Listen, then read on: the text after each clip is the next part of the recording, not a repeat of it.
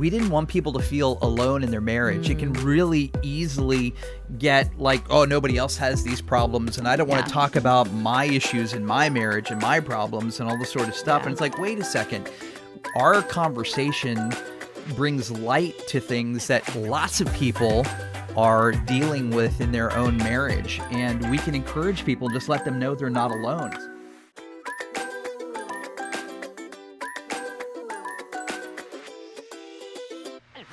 Hey there, welcome to the Stupendous Marriage Show. I'm Stu Gray. Hey, I'm Lisa Gray. It's been a minute and we're in a new place. It's been a long time since we've actually sat down to record a Stupendous Marriage podcast. We're excited to be here again. Yeah, it has definitely been an interesting, I guess maybe 2 years that we moved, and we had several people close to us in our family pass away. And honestly, it's just been a really tough season for us in our marriage and a lot of areas of our lives. And yet we thankfully are coming out the other side, and we're still here. We're very grateful to say we are still here, and we are still married and still passionate about marriages. And so we've decided to sit back down in front of the computers and the microphones again and see what we can do. Yeah, so marriages go through seasons. Obviously, we've gone through a crazy season. 2024 was crazy. We lost 3 family members. I was diagnosed with some crazy health stuff.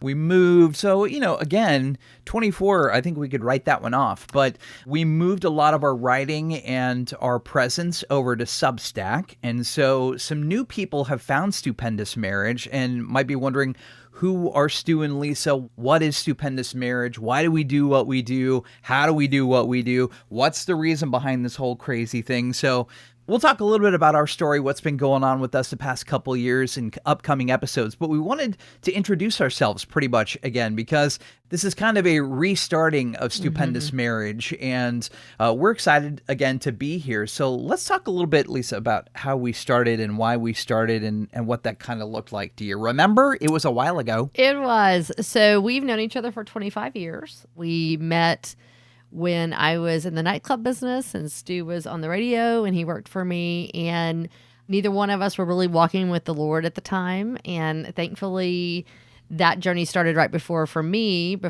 I met him and we started dating. And then he came alongside me once we started dating, and the Lord has done a lot of work in us over now 22 years of marriage.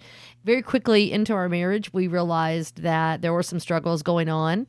Stu had a pornography addiction that I knew about, and I honestly, I guess, was probably okay with initially because I wasn't walking with the Lord. And then as we got closer to the Lord, I felt like there was an issue with that. And so it was really a challenging time in our marriage. And I kind of drew a line in the sand and said, hey, this has got to change or else. And thankfully for us, he responded well to that and said, hey, I want to change and I will do whatever I need to change and to save our marriage. And that started the journey we're on. Yeah, that was about 5 years into our marriage, actually, but neither one of us really had good relationship skills, from our parents and things like that.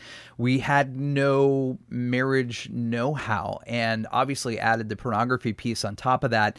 It is hard when your wife is crying and saying, you've got to change or I'm gone. And so I got into recovery. Recovery has really been good for me, a blessing in my life. And honestly, all recovery is discipleship.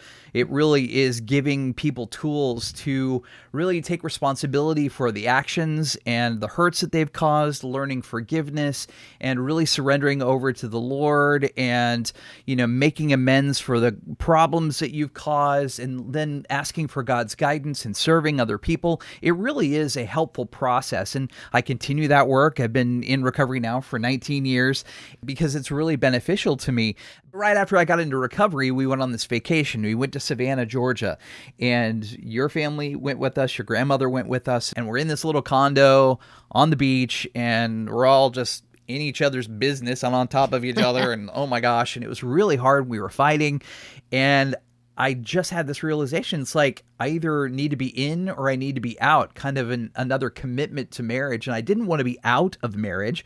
So we got home and I just started reading every book I possibly could on marriage, checked out books from the library and downloaded books. And he's not joking. He is a bookaholic to begin with. And then you throw a passion for wanting to learn really tools and techniques and things that are further along than us and to apply those to our marriage. And so you just started consuming so much information. You're a natural learner anyways. And it was a really cool season because he got on fire, not just for our own marriage, but learning all those things, realized that he really wanted to help other people in theirs. So what do you do with that information? I'm like, what happens now? It was about 2010, 2011, and we went to what was called a pod camp at the time. I don't think they even do those anymore, but an unconference.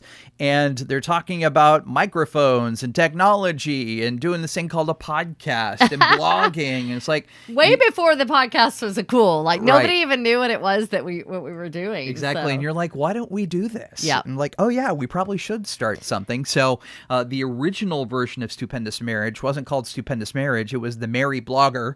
And I didn't put my name on it because I was it was just writing, correct? It was just, because I was going to say, before we went to the podcast camp, you actually were just writing on the blog, and that was great.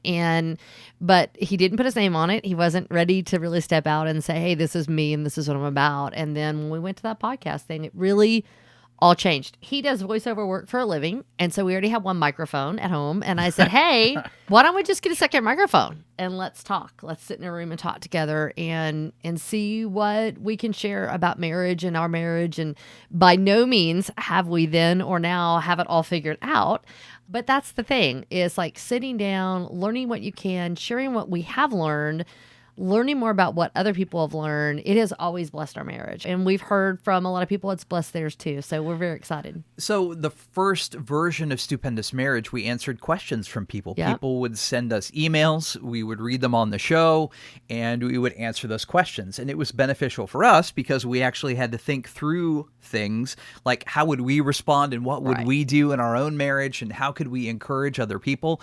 And that was really valuable for us. We realized that one, we didn't want people to feel alone in their marriage. It can really easily get like, oh, nobody else has these problems and I don't want to talk about my issues in my marriage and my problems and all this sort of stuff. And it's like, wait a second, our conversation brings light to things that lots of people are dealing with in their own marriage. And we can encourage people, just let them know they're not alone. So that's a big part of the heart of Stupendous Marriage. And then the other side of that was we realized that a conversation between the two of us can be helpful, even if we don't come to a real resolution or a finality of the conversation. Just talking to each other can be beneficial. For sure. And for us, it would bless us every time. You know, we would get done, even if it was a hard sitting down and recording, maybe we were in a tough season ourselves or a tough day. When we would get done, something would lift and we would be like, okay, wait a minute.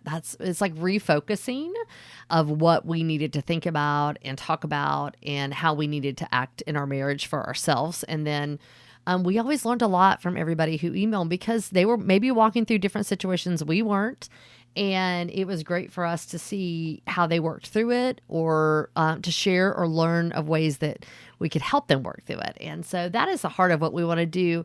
I will say the big change in this season is video. Woohoo! So for years, I have said, hey, why don't we do video? Why don't we do video? Because Stu being a radio guy, it was always about the audio, which it still is. That's why we have the fancy microphones.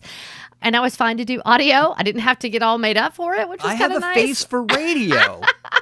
But now in this season in the world that we live in, I think there's really something special about looking in somebody's eyes and seeing them on the screen and seeing the heart of what they share between them. And so we're really excited in this new season to be able to have a video podcast on top of also having audio. What's like digital eyeballs? I mean, it's not like real eyeballs. That's true. That's true. So We're excited to be back. Yeah. We would love to hear from you. We would love to answer questions again about your marriage. If you have questions, you can definitely send them to us. We'll put all the information, how to contact us below this video, also on Substack. So look for those and reach out to us. We'll be sharing some things that have happened to us in the past couple years and some lessons that we have learned in the next coming episodes. And we look forward to being around again and doing more of Stupendous Marriage. Yeah, and please share anything that you see that we're doing. Just share it with your friends. I mean, the heart of it is to really encourage people in their marriages and for them not to feel alone. And so feel free to share it. Feel free to talk about it. And we would love to just hear from you because we really want it to be a community. We say encouraging, challenging, and inspiring married couples. And we're looking forward to doing that again. So we'll talk to you soon. See ya.